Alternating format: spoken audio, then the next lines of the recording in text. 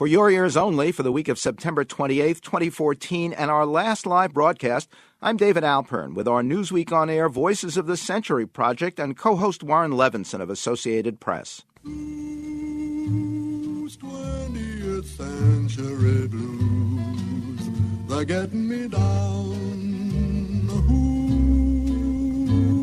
Who's escaped those weary 20th century blues? A song by the famously world-weary Noel Coward introduced our Voices of the Century project. Interviews with people who made news or witnessed it firsthand, all combined for our December 26, 1999 Newsweek On Air show. Part 1 focused on recollections of war and peace, beginning with Mildred Sargent, one of thousands of Rosie the Riveters who kept armament assembly lines going while America's men fought World War II.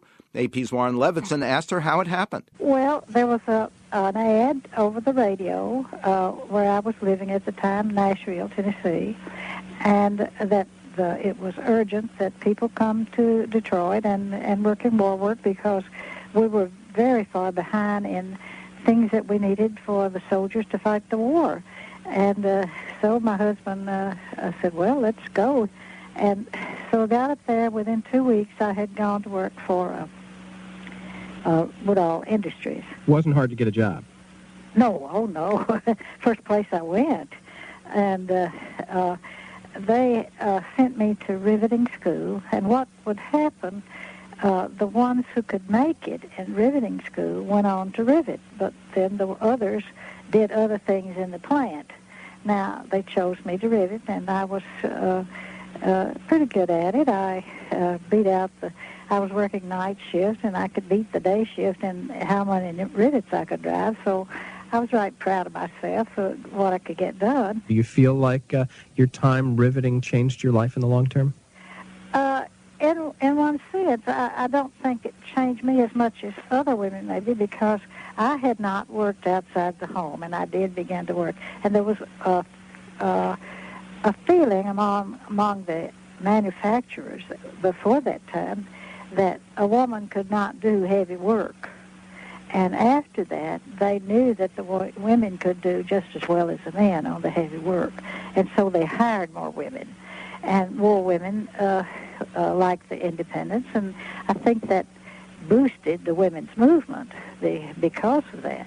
And in my case, I raised my family, and then I decided that I wanted to teach, and I went back to college. Mildred Sargent in Florida. Next, recollections from veteran newsman David Brinkley on Newsweek On Air in 1993, who told us then that radio's role in World War II partly helped him in get into broadcasting. Everyone hung over the radio as if it were some kind of icon, and very often using maps taken out of magazines and newspapers to follow their reports on the radio. Almost everyone I knew, and again, I was too young at the time, almost everyone I knew either had somebody in the military or soon would have, and they were all frightened and eager for information about them. A lot of the legacies of the war that exist with us today we think of in geopolitical terms and even domestic political terms, but you remind us of something that was a legacy of the war that may be even more basic to a lot of Americans' lives, tax withholding. How'd that get started? It started during the war when there was a desperate need for more money to fight the war.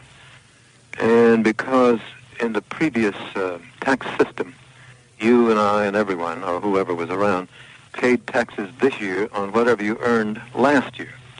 You paid in 4 quarterly installments for your previous year's income.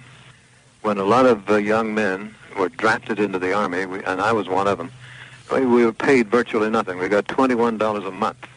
But we also owed tax on last year's income as civilians. And obviously we couldn't pay it on $21 a month. So the withholding tax was installed at that time under the pressure of war, without which I doubt they could ever have got it through Congress and could ever have got the American people to accept it. What do you think are the most important lessons that the 40s still hold for us today? Well, the 40s were... began with Franklin D. Roosevelt, ended with Harry Truman. The lesson I guess we learned was that when the country needed to be pulled together to do a horrendous job called World War II, it turned out we were well able to do it. Don't ask if you think we could do it again. I don't know. David Brinkley in 1993. World War II gave way to the Cold War and the 1962 Cuban Missile Crisis, the discovery of Soviet missiles 90 miles from the United States. Theodore Sorensen, special counsel to President Kennedy, recalls meeting with the president on the Truman balcony during that crisis, October 20th, 1962. At first we talked somewhat sardonically about some of the people and characters involved, but then he turned very serious. Nothing light about it, which was unusual for him because he was very good at laughing at himself in serious situations. And he talked about the fact that children, he now so valued the two little children of his own, children would be paying the biggest price if there was an outbreak of war, nuclear war, because they had their whole lives to lose, and yet they were totally innocent of bringing about this Cold War situation. When you look back at that, and especially in light of what we now know about the hollowness of the Soviet military through the end of the Cold War, does it change at all your recollections of that time? There was nothing hollow about the Soviet military in 1962. They possessed plenty of nuclear weapons. They possessed enough missile power to deliver those nuclear weapons. When we see the Soviet system in the form of a decrepit Russia falling apart today, it's easy to think that that was just a paper tiger back then, but we know it was not. Finally, tell me about the situation on the 26th, when you knew they'd back down, the kind of atmosphere, what that was like. It was unbelievable on Sunday morning to wake up and find that in response to the letter delivered the night before, Khrushchev had agreed to withdraw the missiles, to withdraw them under inspection. The atmosphere was one of pride and joy. I remember talking in his office with the president just outside the cabinet room before the final meeting of our ex-com for that week. And one of his assistants came up and said, "Now, Mr. President, you can settle the India-China dispute." The president said no, he didn't think he would be very welcome there. The assistant said, "But today you're 10 feet tall." "Yes," said JFK, "that will last about 2 weeks."